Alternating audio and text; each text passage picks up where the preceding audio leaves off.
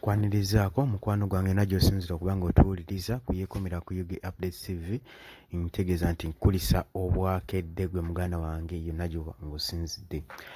Muganda wange njagala okutegeeza nti nno ebintu birungi si birungi. Batandise otulaga ekituufu kye bali byennyini bye baagala otusibako bo batandise okuba nga bakuba nabokka gwe mukwano gwange ali eyo ampuliriza. Kusinziira ku kigenda mu maaso wakati wa mutabani w'omukulembeze amanyikiddwa nga Muhoozi ssaako n'ekiziweewe Lwaboogo, ensonga mubadde mujja muzifolowinga bulungi nnyo. Lwaboogo ayogedde amazima, azibudde bannayuganda amaaso ku kiki badde tebamanyi ku musika wa Pulezidenti Museveni gw'ayagala okusikisa eggwanga lino gwe mukwano gwange ali eyo ampuliriza. Ngenda kubanga mbikuleetera gwe ky'oba okola subscribinga busubscribinzi, sharinga, commentinga, teweerabira ku sharinga gwe mukwano gwange ali eyo ampuliriza. Olutalo oluli mu masekkati g'abano olw'ebigambo lw'obaluseewo gwe muganda wange, nga lutandikira mu muganda waffe akulira UPDF Commander General Muhoozi Kainerugaba, era ng'ono ye first son w'omukulembeze w'eggwanga Uganda. Kaakati olutalo lubaluseewo wakati we ne muganda we gwe twandiyise nga brother in law. Ono nno ng'amanyikiddwa nga Lwaboogo, Minisita Odrek Lwaboogo. Ono nno yagezazzaako okuba nga alina ebigambo by'awanda ebikambwe ennyo lwe twandiyise olutalo lw'ebigambo wakati w'abooluganda ab'omu nju.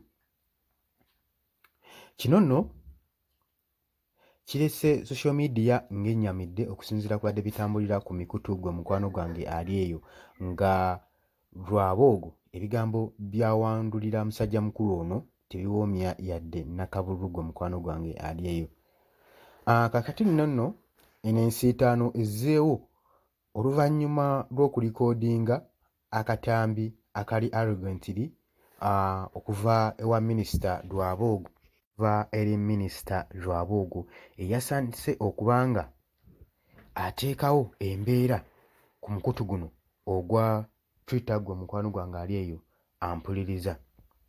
Mu katambi akaalikoodingiddwa akalaga ababiri bano ab'omu nnyumba aba famire nga baleleŋŋana nga beerumaŋŋana nga bataddewo masekkati gaabwe olutalo olw'ebigambo.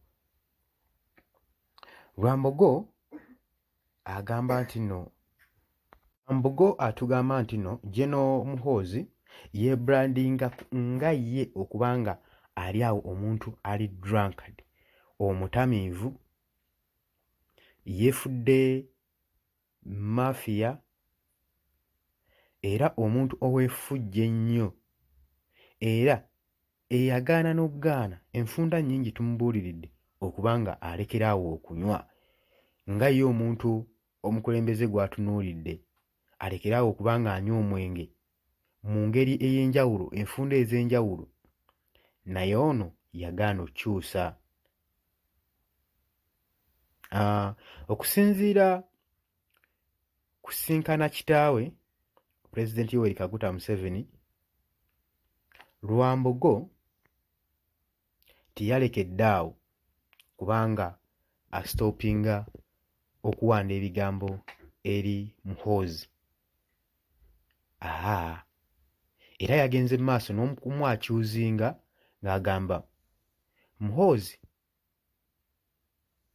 yeenyigira mu bintu bingi omuli ebintu eby'empisa embi, omwo nga mw'ogasse accident zajja yeetabamu, omuli okureepinga, omuli okukola statement ez'ekitumbaavu. Okusinziira ku Lwambogo by'atugamba, agamba ono yeenyigidde mu bintu ebimenya amateeka bingi nnyo. Kakati nno obuzibu oba akabi kazzeewo mu masekkati ga gavumenti mu First Family eneeri Pulezidenti Museveni yennyini nnyini. Jjukira nti nno ono gw'abadde alabanga agenda okuba nga amuddira mu kifo kye. Kino nno tebyakatandika jjuuzi wabula tuzze tugoberera series ez'enjawulo nga bajja bawandagana ebigambo okuva wiiki eno we yatandika. Kaakati nno Gen. ye Muhoozi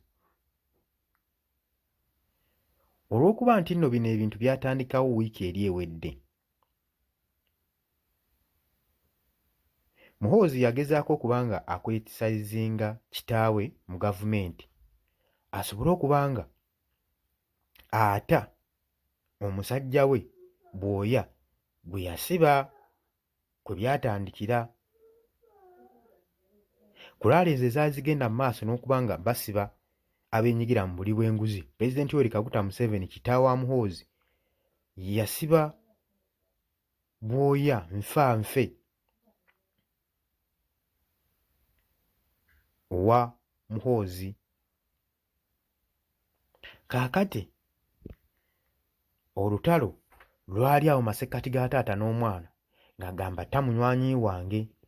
Ono nno gwe baasiba yali amanyikiddwa nga Honorable Mark Mawanda.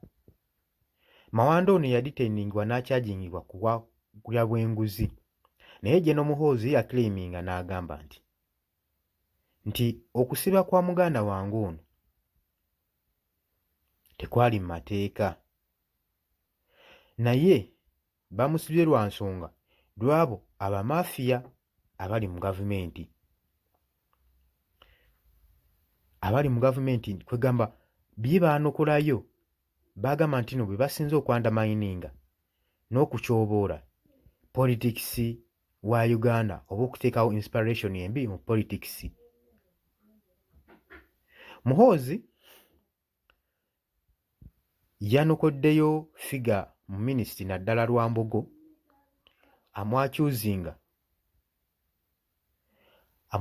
okuba nga yagezaako okuba nga amusiiga erinnya ebbi mu kulwereŋŋana kuno okubadde kugenda mu maaso. Gen. Muhoozi ye teyazzaayo bigambo bye, teyazzaayo wadde ekigambo okuba nga akonfulootinga Lwambogo. N'omuntu yenna kaabeera nti tetunnafuna bigambo bigenda mu maaso okuba nga bigenda wa muganda waffe ono Lwambogo. Ye Muhoozi agamba nze sigenda kuba nga nsabotaaginga pulaanizi zange oba nga nyonoona pulaanizi zange ze ndimu eza presidential mu 2026 mu kalulu akagenda mu maaso mweno Patriotic Ridge gye ndimu. Ngenda kugenda mu maaso n'okuba nga nze nnoonya akalulu kange ebyogera byogerwe.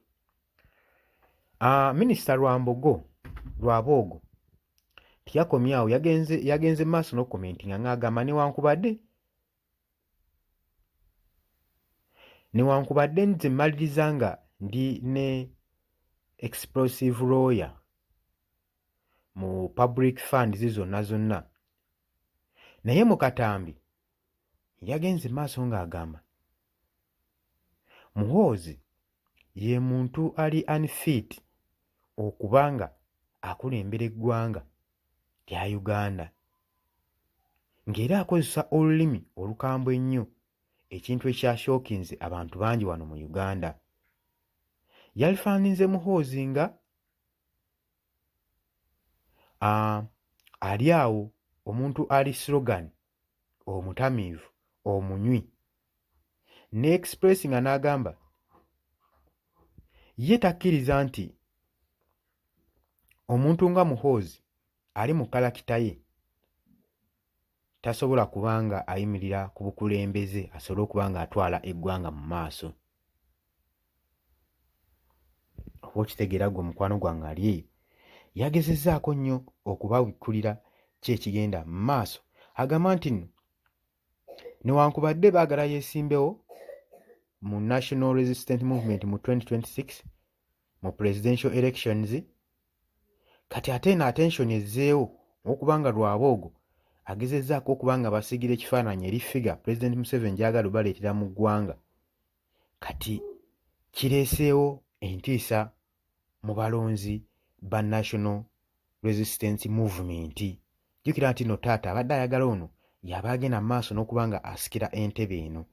Kaakati akavuyo kabaluseewo wakati wa Kizibwe ssaako n'omwana yennyini. Jjukira nti nno Rwaboogo yawasa First Daughter. Yawasa First Daughter, kitegeeza naye aba asobola okuggyako bukulembeze bw'aba nga ayagadde. Kati waliwo okusikaŋŋana omuguwa kw'entebe eri Rwaboogo ne musajja mukulu General Muhoozi. Ebintu bwe bityo biri.